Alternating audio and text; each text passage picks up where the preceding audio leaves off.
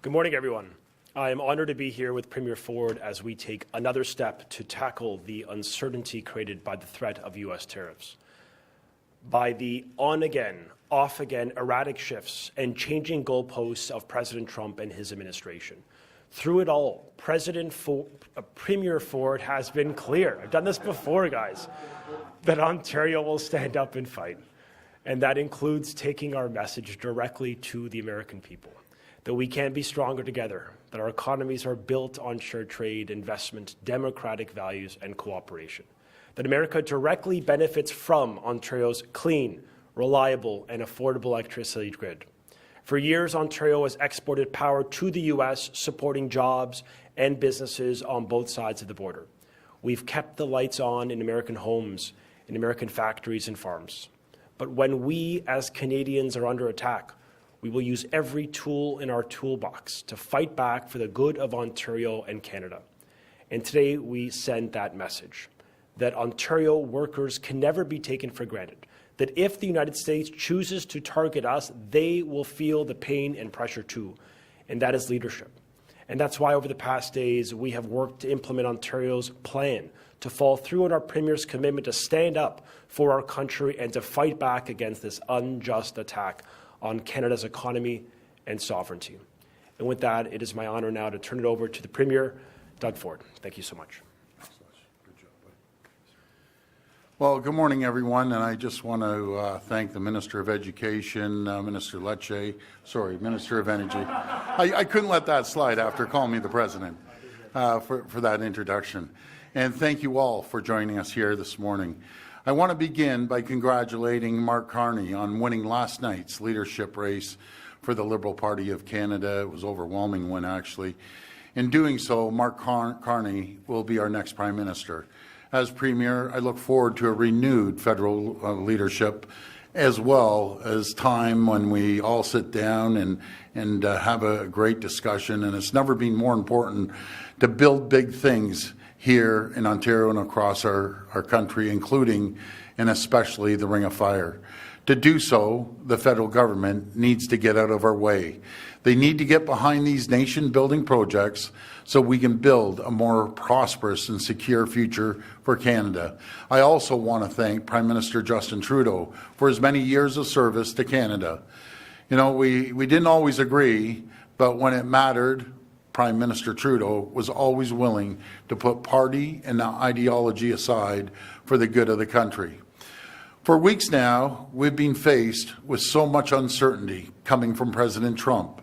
Each day brings new tariff threats. Now, President Trump is threatening tariffs on steel and aluminum.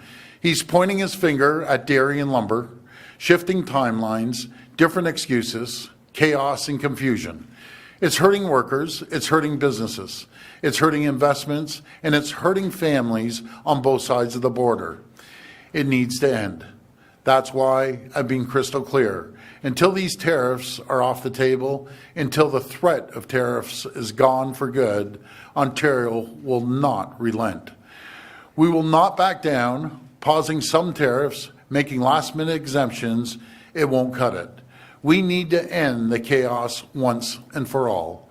We need to sit down, work together, and land a fair deal. A deal that gives businesses the confidence to invest. A deal that gives workers the security they need and deserve. Until then, Ontario will keep up the fight. We will apply maximum pressure to maximize our leverage. That's why today we're moving forward with a 25% surcharge on electricity exports.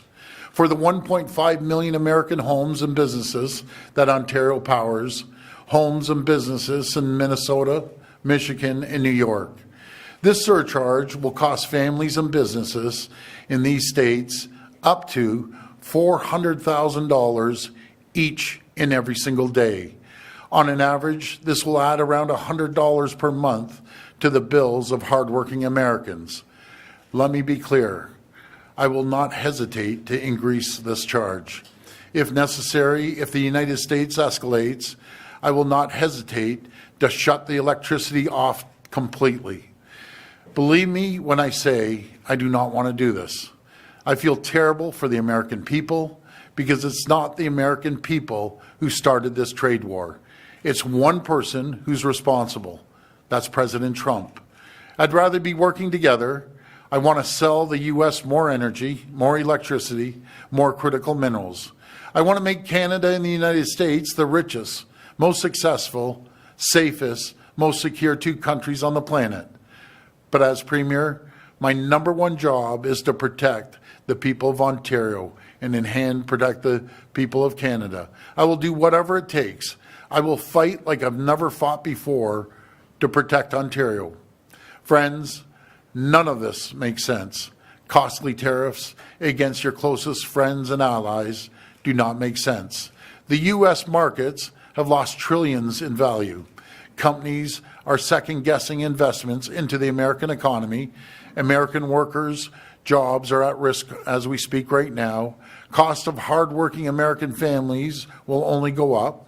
It doesn't have to be this way. We are stronger when we work together.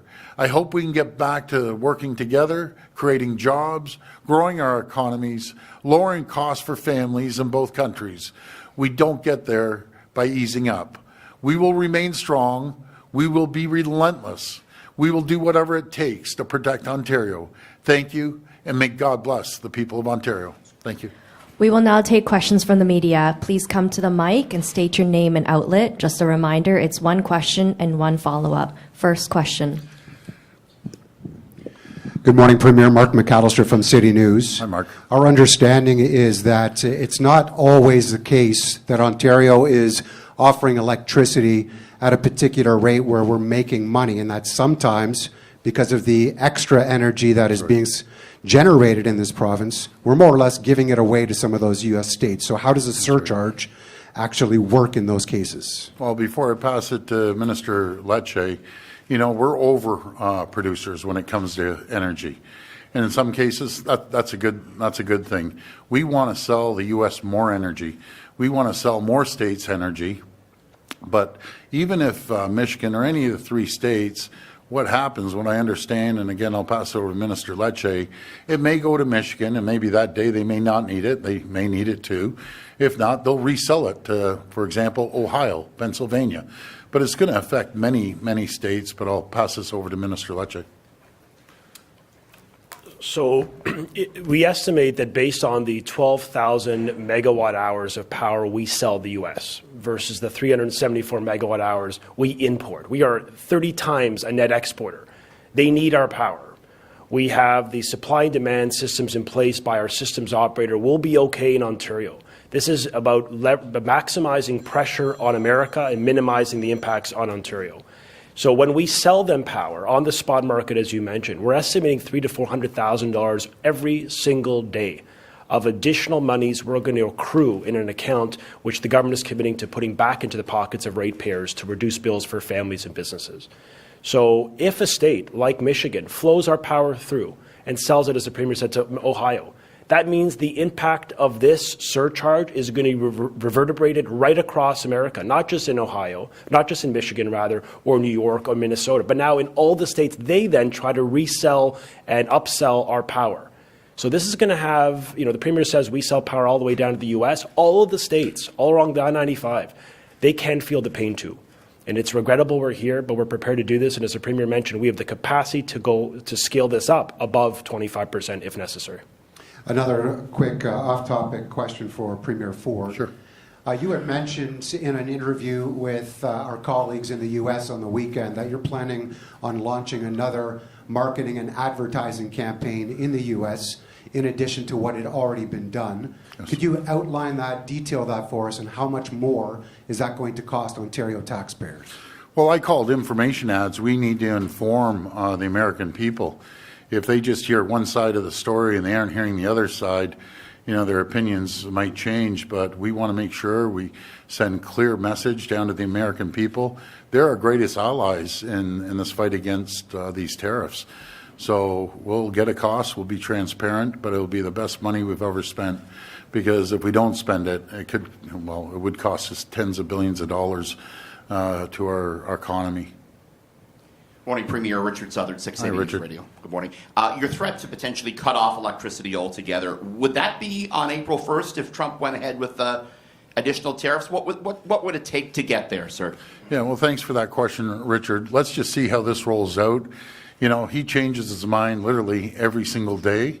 So I just wouldn't want to give you an exact date, but make no mistake about it. If he continues to attack our province, our country, taking jobs, families' paychecks, food off their table until they can't pay rent, I will do whatever it takes to maximize the pain against the American, and I hate saying the Americans because it's not them, against President Trump. You know, so many Americans I speak to and the elected officials and even the 3 governors I've talked to recently, you know, I start off with apologizing we're in this position, that we have to do this. And they fully understand. They do not agree with President Trump. Republicans do not agree, at least the ones I speak to, do not agree with President Trump, but they're too scared to go out there and say it publicly. It's a shame. We have to put an end to this. On today's surcharge, you know, it's all well and good in the winter when we are exporting energy, but do we not need to import energy in the summer? And if there is some retaliatory tariffs, if this stretches on, is there concern about what this could cost Ontario come the summer months, sir? Well, we'll make sure we have enough energy for ourselves. That's the #1 priority. And we're going to continue expanding our energy capabilities here in Ontario. Hi, Premier. Barbara with QP Briefing. Hi, Barbara. So we did have an increase in the use of natural gas as a source of energy here in Ontario, and a big part of this natural gas do come from the States. So sort of following up on Richard's question here. So in doing what you're announcing today, in taxing the energy exports to the States, do we have a plan in case they respond to tariffs in the natural gas that comes to Ontario? Well, I think you're talking about Line 5 that starts in Alberta, comes through the U.S. and up through Michigan. Again, that's Canadian oil. You know, I'm very confident we have enough natural gas, and we're going to build on that. Do you know who's to be blamed for not having gas? All the elected officials for the last 20 years. They need to look in the mirror and ask, why didn't we build Energy East pipelines? Why didn't we go put another pipeline west? Why aren't we going north? This is where the federal government, no matter who gets elected, needs to look at national infrastructure projects that we'll never have to rely on anyone again in the world. I said that during the pandemic about the N95 masks and other items, and now we're self-sufficient. We can build anything here in Canada, and let's not be so reliant on the United States for our crude oil going down to the U.S.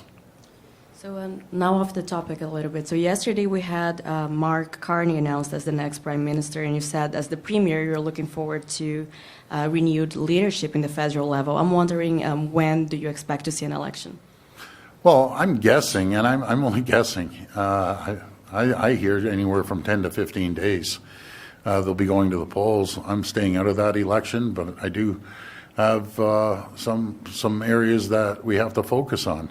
The Ring of Fire is a priority to keep us moving forward. We can't take 20 years and putting every assessment, every consultation in the world for 20 years and not get one shovel in the ground. So we need to make sure that any federal government, #1, gets out of our way, but also has funding towards that. The other big area that never went through legislation are the EV deals.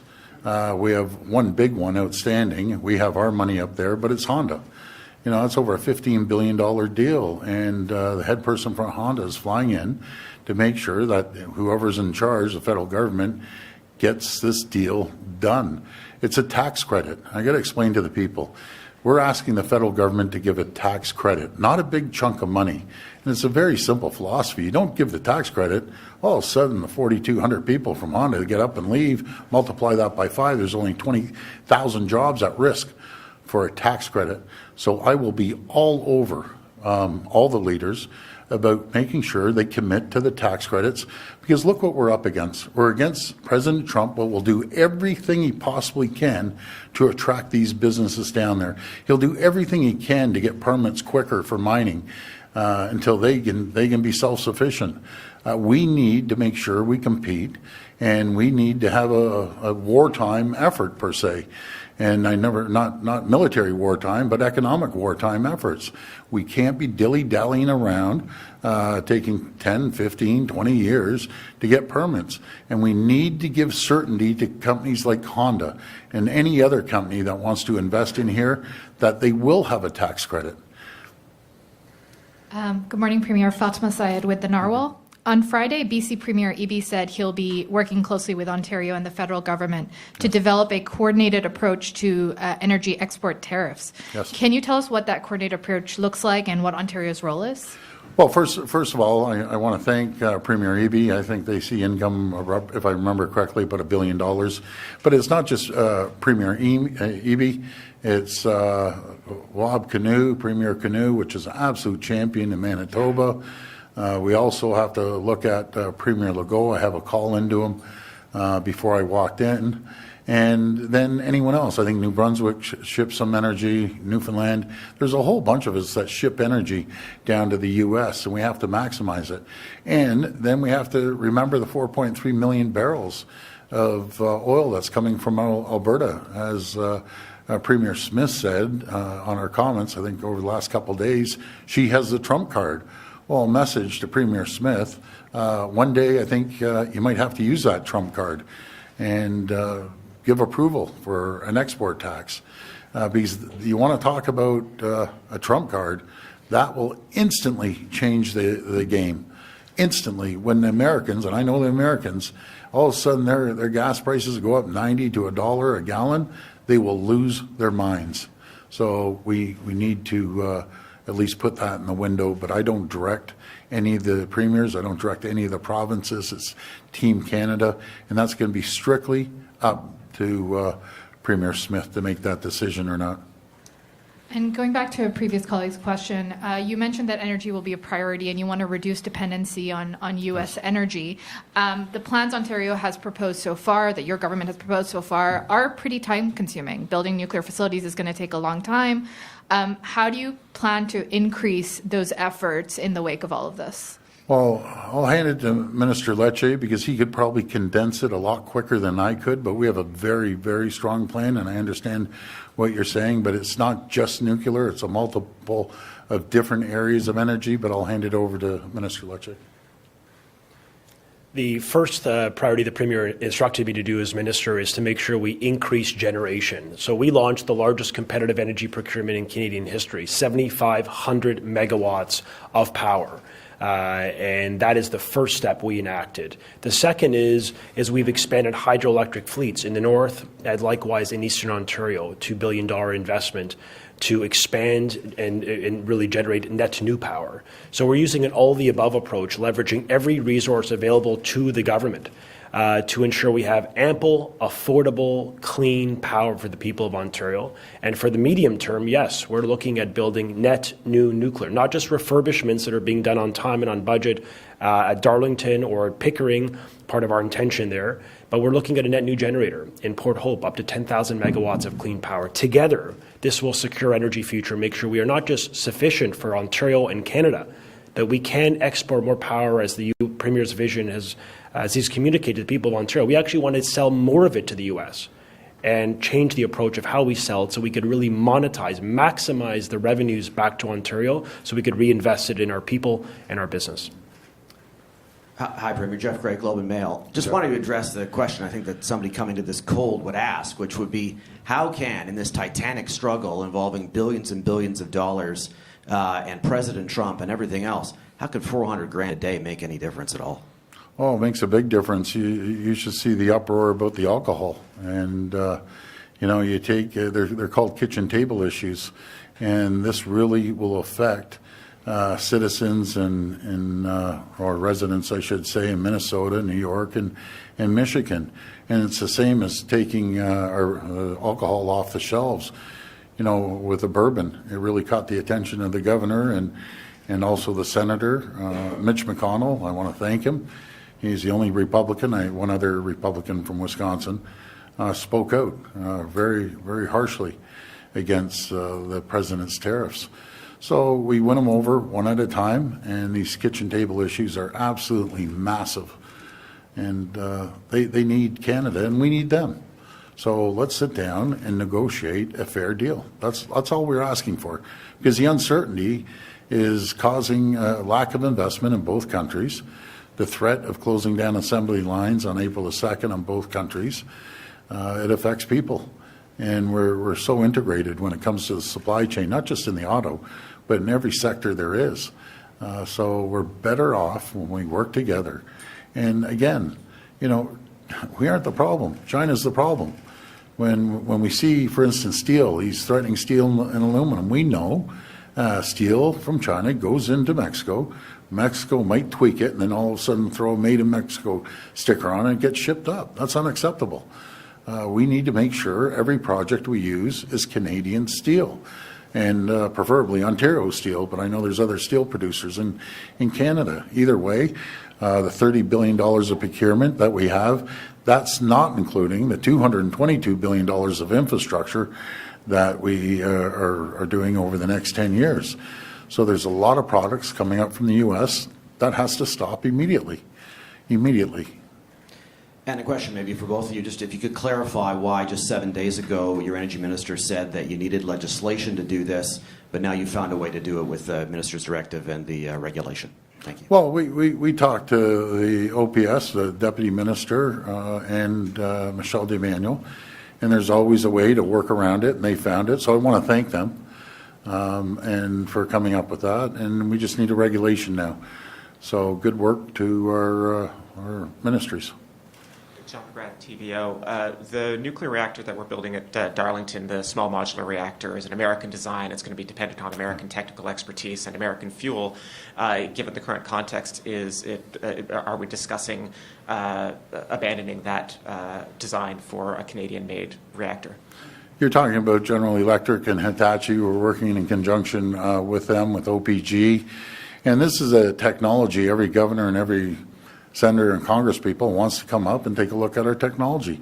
That's the difference. We open our arms up, we open our doors up and say, come and take a look at what we're doing. We're leading the G7 on the small modular reactors anywhere in the entire world. And that's just gonna benefit us. So we look forward to continuing moving forward on the 4 small modular reactors, and we're going to continue building on that and sell it to the entire world. I know Minister Lecce, who was over in Poland, a few other countries, really selling our energy. We're leaders when it comes to nuclear energy around the world. But I'm going to hand it over to Minister Lecce again, and you can tell him about your trip over in Poland and other areas that they're quite interested. So keep in mind, our commitment with GE Hitachi is not just to build these in Ontario, but to ensure we leverage and maximize the Canadian and Ontario supply chain. And we'll be unveiling more in the days ahead about what that could look like. But expect a very high percentage of Ontario businesses to build out those SMRs. And we're proud to leverage that. And as the Premier mentioned, we're actually selling this tech not just into Europe, but even Tennessee Valley Authority, the largest public utility in America, is partnering with OPG, with Ontario. Like, we're leading in the G7, and the world is turning to Ontario to build out these small modular reactors so we could expand clean power, both in America and Europe and well beyond. So this is a huge value add for Canada. We're going to create thousands of jobs here at home, and we're really looking forward to seeing the first come in service in the G7 at Darlington around 2030-31. Similar question about Bruce Site C. Are you going to instruct Bruce Power to narrow its plans to ensure that they use a can-do design, or would they be allowed, for example, to pick a Westinghouse or an American reactor?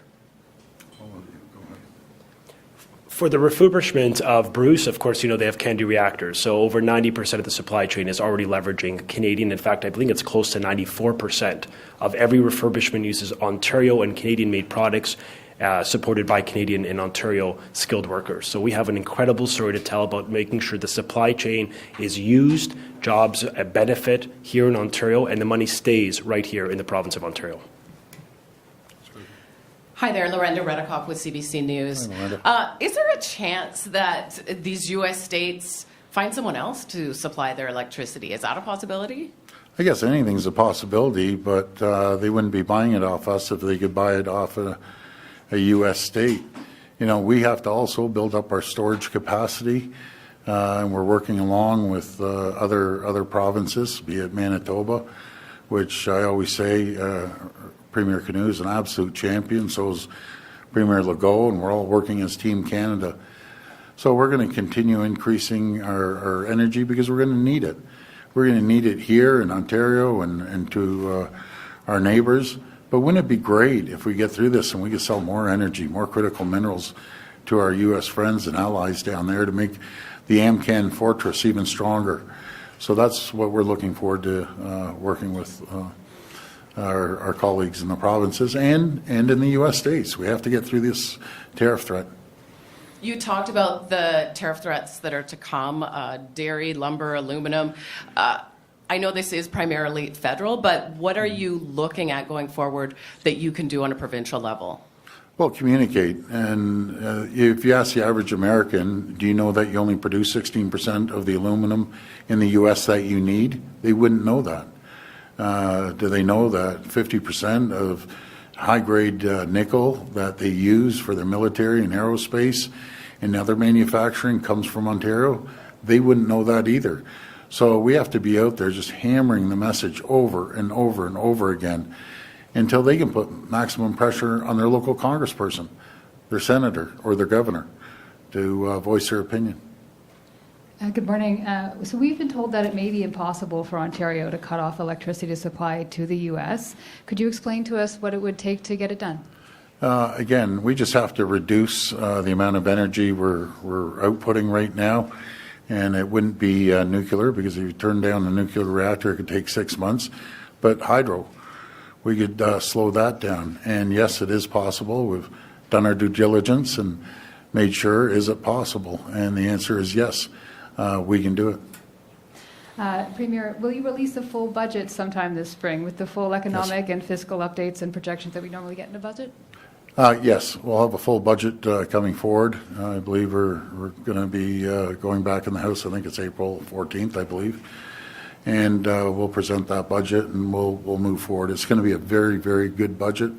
It will focus on the people of Ontario, taking care of them, protecting them, making sure that we have sufficient funds through new revenues that we see, as simple as the $400,000 a day, which is a big chunk of money that will be going back to ratepayers and business owners, as Minister Lecce said. But it's going to be focused on protecting Ontario and protecting Ontario jobs and communities and businesses. That's what this budget's going to be all about.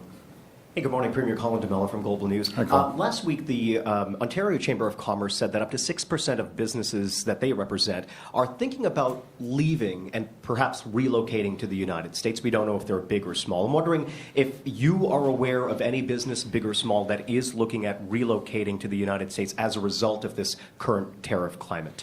Well, I've heard the same comments, Colin, when 70% of someone's business or 80% someone's business is being tariffed, and they have a concern. But I feel if we can get these tariff deal off the table, or these tariffs off the table, I should say, and get a deal, a USMCA deal, and sit down and negotiate it, the Americans need us as much as we need them. I sat down with a bunch of auto part manufacturers, and they're big companies that have plants in the U.S. and Canada. And their number one comment is, even if companies had to go to the U.S., they don't have the workforce to fill the jobs. Their number one complaint when I sat around the table with them, their existing plants in the U.S., you can't even compare them to their Canadian facilities or Ontario facilities in particular. Production's a lot higher up here. We outproduce them. We have a better workforce. And they were saying a lot of times they don't even show up to work. And they can't get people. I remember one story saying they have 300 people they employ in a town of 3,000. So it really affects that community or that county. So they don't have the workforce to fill the jobs right now. If there is a business that employs a large number of people in Ontario, as an example, that was thinking about moving to the United States, is the Ontario government willing to give them any kind of incentive financially to ensure that they stay here, similar to what maybe Honda or Stellantis or any others have received? Yeah, great question, Colin. We'll put every option on the table to protect the jobs here in Ontario, because there's reciprocal jobs that come from those jobs. The auto sector is 6 to 1, 7 to 1. Other areas might be 4 or 5 to 1. And we'll do whatever it takes to protect the people of Ontario and their jobs. I said before, during the election, I won't spare any expense to make sure that we take care of the people of Ontario and the businesses here, as we did during the pandemic. Hi, Premier. Rob Ferguson, Toronto Star. Hi, I just Rob. wanted to go back at something that was asked earlier, which interests me for years. It's in the summer, especially if we get a hot, humid summer, which we haven't really had for the last 2 years. But were we to get one this year, and we're importing power from the States, I didn't hear a definitive answer on what's going to stop us from this electricity surcharge backfiring on us if states impose that. So can you or Minister Lecce address that, please? Sure, I'm confident that we'll have enough electricity even on the hottest days, but without getting into the weeds, I'll pass it over to Minister Lecce. So we sell 12,000 megawatts per hour of power into the U.S. market. We bring in 374 megawatt hours. We are a 31-time net exporter. So we are well positioned to impose this. We have sufficient, in fact, we have very strong supply and demand capability in Ontario. Remember, we have the capacity, including with natural gas and other levers, to dial up if we ever need more power, peak power. We have the ability. We do this every day in the summer or the coldest days of winter, or whenever there are high demand on the grid. So we have the infrastructure. It's why the all-the-above approach is critical to maintaining reliability. So the IESO is fully confident in their capacity to keep the lights on for Ontarians, and we're going to keep selling and keep producing the power for Ontario first. And as I mentioned, we're not just hoping for the best, we're leveling up. The largest public competitive procurement, expansion of hydroelectric, expansion of refurbishment of our nuclear fleet, Pickering, Darlington, and the consideration of Bruce C, net new, and the largest generator. All this, short-term, long-term, positions us well to be a net energy powerhouse. And the vision, frankly, once we can get through this madness with President Trump, is to sign long-term deals, make large amounts of revenue for Ontarians, and put this critical commodity to good work, good use for the people of Ontario. Right now, we think there's a lot more opportunity left on the table under the old system we inherited, which is why we're committed to changing it and improving it. All right. When you just stay up there for a sec. So when you mentioned that that high ratio that we have, that we export way more than we import. Yes. So, but couldn't there be periods of time where we are still importing? Like that's not a constant ratio. It does change from time to time. So isn't there the prospect that we could get burned at certain times? No, because we actually signed an agreement with Quebec on winter-summer energy exchanges, which allow us that we produce more power during one season, they produce less. We already have a connection and a commitment from Quebec. We sell them power, they sell us power on a need basis in winter, summers based on our peaks. We have backup generation capability, which few provinces have. I mean, look, some have argued to get rid of our backup generators, like natural gas. If we did that, we wouldn't be in the basis on the hottest day of the summer, pre-Trump, to fire up that insurance policy and keep the lights on for all of our businesses and families. We're well positioned to do this. We've thought ahead, and the Premier has enacted the largest storage investment in Canadian history, 3,000 megawatts of power to store power so that we could use it when we need it, including on those hot days of summer or cold winter days. All right, thank you. Hello. With the Swiss television, question for Premier Ford. What about the long-term consequences? Are you worried that it might be the beginning of the end of a long friendship between your two countries? No, I don't think we're there yet. I talked to a tremendous amount of Americans. They totally disagree with what President Trump is doing. Staunch Republican Trump supporters totally disagreeing with President Trump on this policy. So I think we have a strong relationship. It goes back over 200 years. We have 900,000 Americans living here. full-time, 800,000 Canadians living down there. We visit millions and millions of visits back and forth across the border. So I believe this is going to continue on being a strong relationship because it's not the people, it's the president. What could you say to persuade Donald Trump? I would say, one of his measuring sticks are the markets. The markets have dropped trillions of dollars. He has to understand. He's a smart guy. He may like him or dislike him, but make no mistake, he understands the markets. And Secretary Lutnick, Secretary of Commerce, understands the markets. And they also understand when the big three auto executives come in and say you're going to shut down assembly plants on both sides of the border within 5 to 7 days. That's the supply. And he also understands when the other sectors were so integrated, the supply chain, when they come back and say you just can't all of a sudden flick on a switch and create an auto plant overnight. It just doesn't work that way. So the more we explain the supply chain, and the more other people explain the supply chain to him, he has to understand. Even lumber. This lumber war has been going on, for the last 20 years. But the cost of homes are going to go up because they need our lumber. They need our aluminum. Just imagine if all of a sudden we shut down the lumber, shut down the aluminum, the steel, the oil, the uranium from Saskatchewan, the potash, the nickel. It'd be a disaster down in the U.S. It'd be an absolute disaster. He is trying to push us into a recession. That's how bad this is going to get. All because of one person. Everything was hunky-dory before. Everything seemed to be moving forward. Markets are up. Everything's going pretty good. Jobs are being created on both sides of the border. He gets in. Market slides, threats of assembly plants going down, manufacturing going down, people are going to lose their jobs, inflation's happening all over the place. Because why? Because one person, President Trump? I'll tell you, the American people did not vote for this, and they have to think this out now. So put maximum pressure on your president, and I encourage the senators, governors, and congresspeople to do the exact same thing, because there's one way this is going to go. If he goes full steam at it, it's going right downhill for both countries. This will be the last reporter. Good day, Premier and Minister. Premier, last week you said that you were directing the deputy ministers to go through their ministries to see if there were other contracts, Starlink aside, with U.S. companies that could be canceled. So I'm wondering if any progress has been made on that front. Are any more contracts going to be canceled, and what is the value of those contracts?